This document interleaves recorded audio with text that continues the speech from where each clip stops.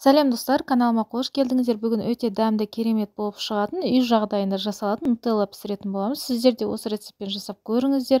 Келесі видеомда картошкадан осындай чипсы дайындайтын боламыз. Картошканы сырмен қосылған чипсы.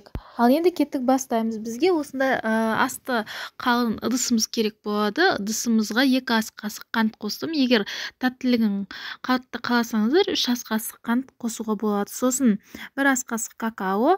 Егер сіздер шоколадный, қатты шоколадты болған қаласаңыздар, 2 ас қасық какао қоссаңыздар болады. Сосын 1 ас қасық ұнымызды қосып, 350 мл сүтімізді қосамыз. Мендегі сүт, үйдің сүті. Осында венчиктің көмегімен жақсылап араластырамыз.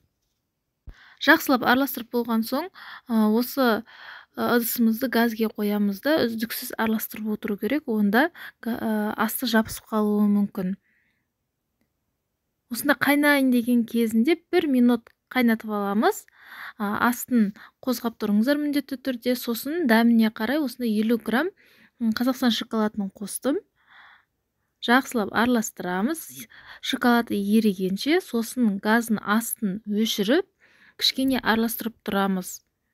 Міне осындай сұйықтық болады. Кішкене уақыт өткен соң, 1-2 минут өткен соң қоюлана бастайды. Енді ыдысымызға құйып аламыз. Онда асты күйіп кетуі мүмкін. Осында құрғақ ыдысымызға құйып, суыған соң дастарханымызға ұсынамыз. Сіздер де осы рецептпен жасап көріңіздер. Өте дәмді, керемет болып шықты. Үй жағдайында жасалатын нутелла. Менің YouTube каналыма тіркелуді ұмытпаңыздар. YouTube каналымда өте қолжетімді, үй жағдайында жасалатын рецепттер өте көп.